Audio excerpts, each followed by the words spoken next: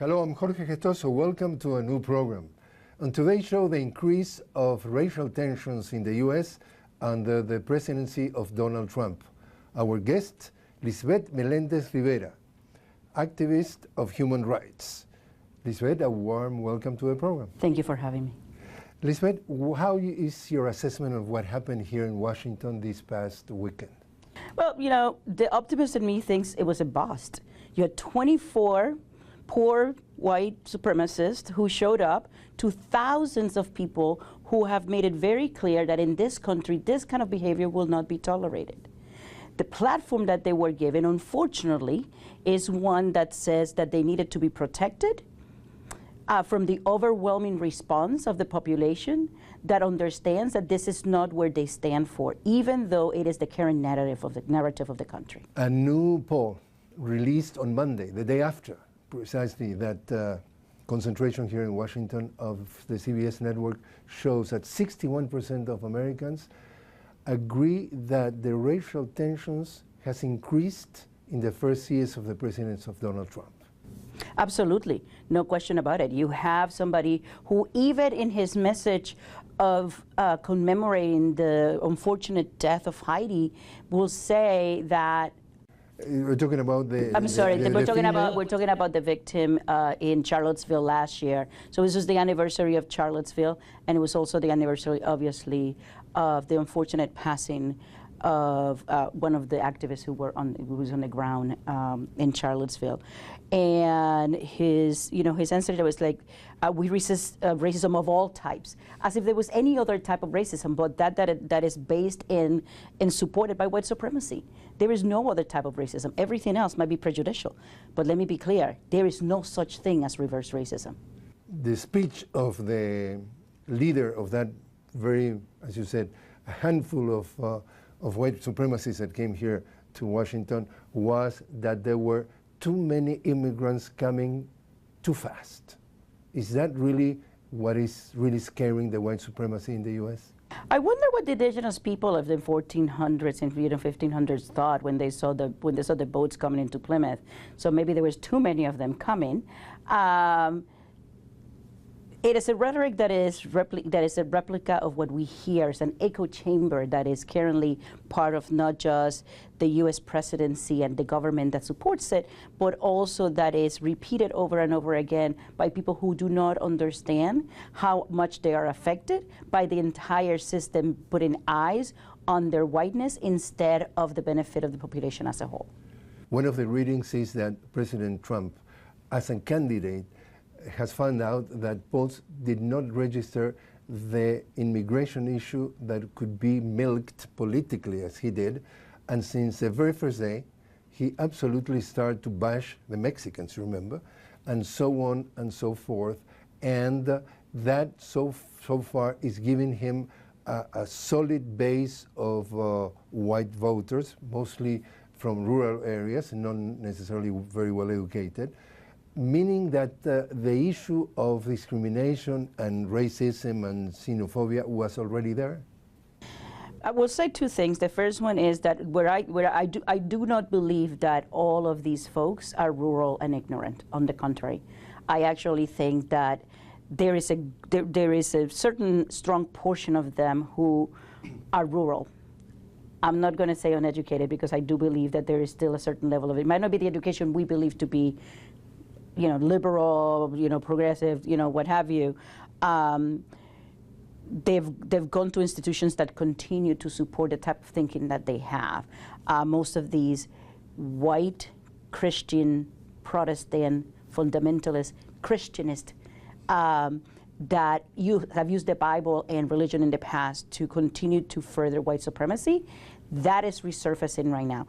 But the reality is that the system doesn't hold up, and the voters don't hold up unless you have a group of people with the resources to continue to do the messaging and to continue to understand that voting for this rhetoric and for the triumphs, because they are triumphs, of the social media brilliancy of this president, we would not be where we are. Right? So you not only have to have the voters, you have to have the people who also support that in order to continue to echo chamber Fox News, mentioned, yep, Bart, any of the other folks who, these are not folks that are poor, they're not ignorant, on the contrary. They know exactly who their audience is, they know exactly the type of message they need to bring, and it is about constantly striking fear in people that difference is a bad thing. That difference is not to be honored. And many of them, in looking backwards, would probably understand that when their families got here, they were the different, they were the other, they were the one to be feared. And so the one piece that I would say that it constantly hurts this country is a lack of understanding of a historical perspective of how white supremacy has sustained the power of this country against all minorities. So they're exacerbating the intolerance. Absolutely. But it's not just racial intolerance. Racial intolerance is what drives us. It is what is most important. We wouldn't have Black Lives Matter if that wasn't the case. But the reality is that it's ethnic intolerance. You know, you can look at history books and talk about the ways in which Italians and Irish and others who were not WASP, who were not white Anglo-Saxon, you know, Protestants, were treated until they were necessary to sustain white supremacy, in which they are brought into whiteness, they're told to forget who they are, and now that they've forgotten who they are, they strike fear in them, saying that they are no longer the other. Those other people are. They're browner than you. They look different than you. They speak different than you. And therefore, they must be feared because they're going to take away everything you've ever had. We have seen that in the White House, there is that practice that they're trying to regulate not only the undocumented immigration, but the documented immigration. And they say that they want to have people that are self-sufficient, that could be with certain level of education. And also they're mentioning that they cannot be too old or too poor, or in difficulties in terms of the healthcare, and also mostly that they come to make a contribution. So is that a way to say the profile of white people coming from Europe?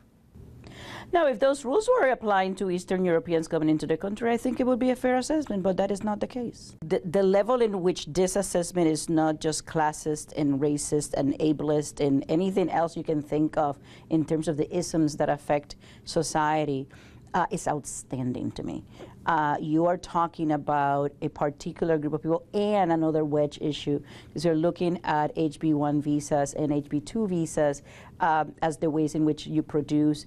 We exploit your potential, we exploit your knowledge, and once you're done with that and we've basically made you ill, then you're no longer useful. Like you will not get. So we will promise you something. We will exploit and create the situations by which you can then not access what we promised you because you failed the system. I'll give you an example.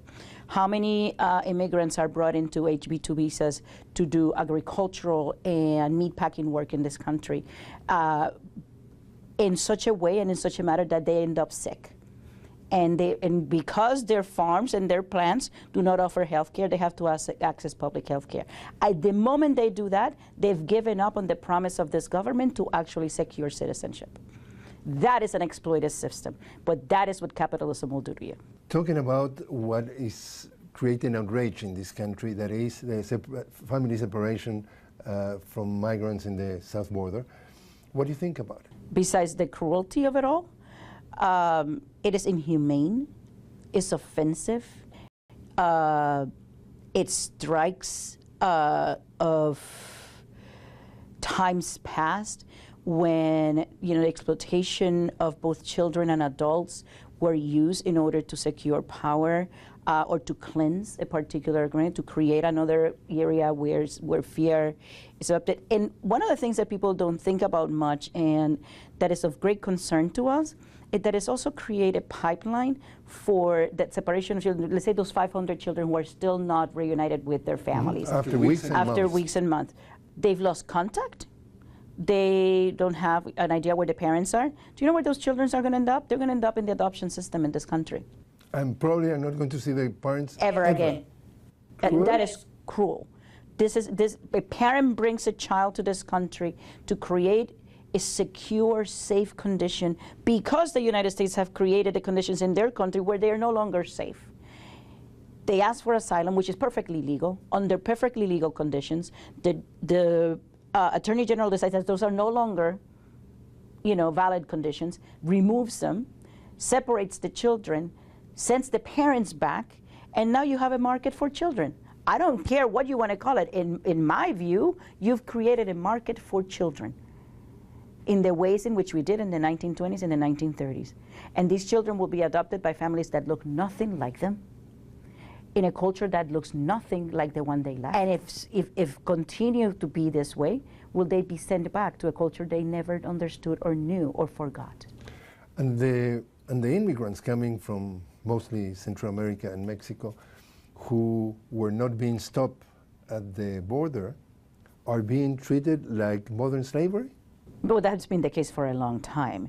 You had the Bracero program in the 1950s. You now have, an underground system that, particularly in the agricultural and meatpacking plants, where they benefit from these folks being undocumented. That way they have no recourse. They can be exploited. So what does it reflect modern slavery? Slavery is such a horrible, horrible part of our history that you have to consider that it's slavery, like it's approaching those conditions, right? So an exploitative system, yes. A cruel system, absolutely. Inhumane, and should not exist. People should be able to come and do the work that they need to do and be able to feed and support their families. You were spending a few weeks in Puerto Rico. You were coming back from Puerto Rico after 1 year of the passage of the hurricane. What did you find out? Probably you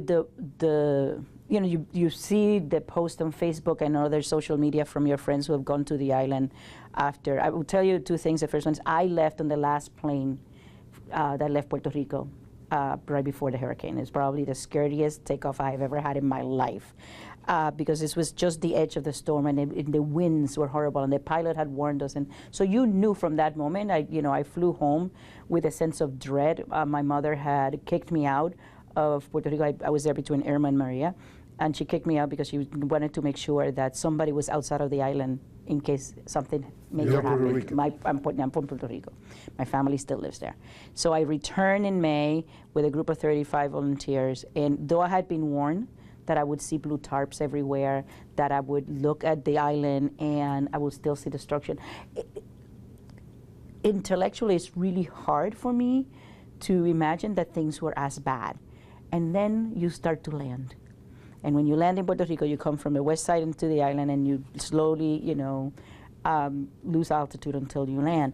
And it was blue tarp after blue tarp. And the further away from the airport you were, the more blue tarps you had seen, right? So from the get-go, all you're seeing is, these are people without roofs. These are people without electricity. These are people without protections. Healthcare, the amount of deaths go, still is a seesaw. At least now we have a better understanding of the 1,400 people that were official. At least 4,000. I would venture to say, knowing what after being in the island, that is higher than 4,000. People are still dying as a consequence. I'm sorry, and President Trump said that it was only 64. 64. Well, 64. You were very lucky. Very, very lucky. 64 people. There's people still dying from the hurricane. At least 4,000. At least. And in that case, you think that is, again, a double standard, that the way the Trump administration is treating Puerto Ricans who are American citizens, that the way the Trump administration treats people being victims of floodings and hurricanes in the U.S., they're talking about different measurements? Oh, the standard, there's both a double standard and logistics, right? It's easier to drive a truck from, let's say when Harvey hit Houston around the same time that Maria hit Puerto Rico. You take trucks from Oklahoma, you take trucks from anywhere in the country, you're driving, right? So instead you had to drive them all the way to an East Coast site, and then you had to transport them in a boat, which takes 3 days to bring into the island. But how difficult is that, being that we're an island surrounded by much water in the middle of in the middle of an ocean, which, by the way, was not a problem when you had seven bases. Every single branch of the armed forces in the United States had a base in Puerto Rico. You didn't find a difficulty back then And it makes you wonder what would happen if that was the excuse. What happens to Hawaii, who's also surrounded by water, is even a smaller spot than Puerto Rico is as it refers to the Pacific. And most of, both Hawaii as a state and Puerto Rico as a territory. And by the way, let me just say this. I want to make sure that it's understood that it's not just Puerto Rico. We are brown people, both in Puerto Rico and the U.S. Virgin Islands. You don't hear anything about the Virgin Islands either. Neither territory has received any help. And as a matter of fact, the island of St. John will most likely go inhabited for at least another 10 years. It is absolutely, totally wiped out. So are we talking discrimination, xenophobia, racism, racial tensions? How you read that? It is all of the above. It is all of the above. It's though we are a territory of the United States, many of our people do not speak English, different than in the U.S. Virgin Islands where they do. We obviously are brown people. Like with any other, Latin American country, we have a variety of racial representation in the island that has a lot to do with who we are as a people and who have been our colonizers and, and so on and so forth. So it is xenophobia, it is racism, it's fear of the unknown, and is the fact that Puerto Rico probably no longer holds a use in military forces for the United States. What is taking place regarding discrimination of the minorities under Trump's presidency? It's an exacerbation of what was already an underlying tension in this country. There is no doubt that one of the reactions to the election of President Obama was an awakening of a minority, incredibly fearful white supremacist movement in this country who saw the face of our president as an affront in their existence. That movement, again, small but incredibly vocal, and in some cases with enough resources to make sure they create an echo chamber on this, is where you find the ideology that that you have this immigration thread running through it, right? Because immigration is seen as brown, south of the border. And so those are the immigrants that they're targeting. Those are the immigrants I consider. You don't hear them talking about immigrants that come from Europe, Eastern Europe, or Upper Asia, otherwise known as Russia. All of those people, you don't see them targeted. You don't hear of them being deported. Not to say that it doesn't happen, but it's certainly not a conversation that is, at this moment, part of the mainstream media. Would you say that the LGBTQ community feels more vulnerable today under Trump's administration? Oh, absolutely. No question about it. We are part of that minority that threatens the traditional fabric of this country. They would rather us go under the covers, as you might, as we were in the 1940s and 50s, when with the ideal "Make America Great Again" comes from.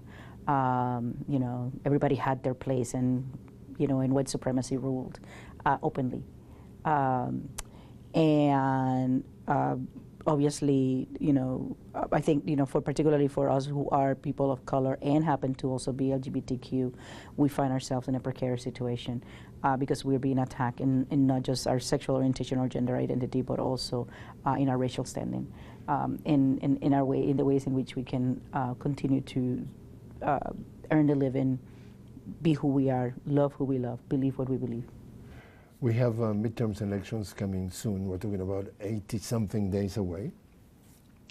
Do you think that eventually, if the Democratic Party regain the control of at least the House of Representatives, that looks very probable, and probably even the Senate, that sort of offensive against minorities and against immigration could at least be stopped at a certain point? I don't think it will be stopped. I think it might slow down. I don't think that I think this president would use the executive order in ways in which I've never seen. I hope that people understand the importance of the midterms. What does it mean to actually exercise the right to vote? Look, we don't have a perfect system. I don't think there is a perfect system that exists in this world, to be quite honest with you. Perfection exists on paper. Once humans get their hands on a system, it becomes corrupt. But at least we have a way in which we can change and alter the current course of events. A democratic, or at least a non-Republican Congress or Senate would go a long way to slowing down the dismantling of the safety net and the progress that we've made in this country so far. Somebody has to finally grow a spine and stand up and say, and the unfortunate piece here is that the leadership of the Republican Party has acquiesced to power instead of the interests of the people of this country. What do you think about the most probable confirmation as a new judge of the Supreme Court of Brett Kavanaugh? And in that case, clearly the balance of power in the Supreme Court will go to the right or the conservatives, and that will be, given the fact that they are being appointed for life, will have an impact in the next decades of this country. The next, I would say, probably half century of this country if Brett Kavanaugh gets confirmed. He is a man who stated that the president has no check and balances, though it is clearly stated in our Constitution. You know, and he defines himself as a constitutionalist, somebody who doesn't think the Constitution should be changed. And yet here he is, using the same document he says should be unchanged to tell us that a president, by definition, cannot and should not be challenged because it would risk the security of the country. I think, you know, I have much to say about the founders of this country. On the good news and the good side of things is that they did create a system of check and balances that is unchecked and unbalanced at this particular political moment. So among the things that will happen is that the abortion could be absolutely questioned, the case of Roe versus Wade, under Brett Kavanaugh's arriving to the court. Yes. There is, reproductive groups in this country, in analysis of the decisions that Brett Kavanaugh has taken in the past, believe that if a case would reach the Supreme Court that gives any opening to the reversal of Roe v. Wade and the protection of the women's right to choose how, when, where they have children, would be dismantled and reversed. And that would create then a market, once again, for a black market, for the poor, the minority, the displaced, because those who have money will be able to fly or drive into Canada or into Europe or anywhere else where they've had the sense of mind to understand that a woman's right to choose needs to be protected. You were mentioning dismantling. We're seeing, at least many people are seeing, dismantling of the healthcare network, dismantling of the trade unions, organizations, dismantling of the caring of the climate change and so on and so forth. What is going on that is taking place so fast? Well, you know, when you have a president that appointed secretaries of his cabinet to secretariats that they've already had expressed in the past they needed to dismantle, right? I'll give you an example. Rick Perry, who is at the Department of Energy, who famously enough during his presidential debate forgot that's the department he wanted to dismantle, and yet here he is, the Secretary of Energy, and who quieter than anybody else, has removed protections against nuclear use, removed protections against coal, and other means of alternate, protect, the enhancement of non-coal-based or non-oil-based energy production, and increase the oil and coal production, which then affect our environment, where we have Secretary Siki, who have decided that, climate change doesn't exist. This is just a hoax. It's a Chinese hoax. Yep, it's a Chinese. Yep, but that was Trump who said that. I don't think Siki said that. But each of these secretaries of the cabinet has been charged on reducing their, their departments to the bare minimum, making sure that protections that were there in the past, that that have been identified as regulation and therefore as point of strangulation for the making of capital in this country, are dismantled to the point of uselessness, and therefore risking the health, not just of the country, but of the economy of the country. Lisbeth Melendez Rivera, thanks very much for joining us. Thank you.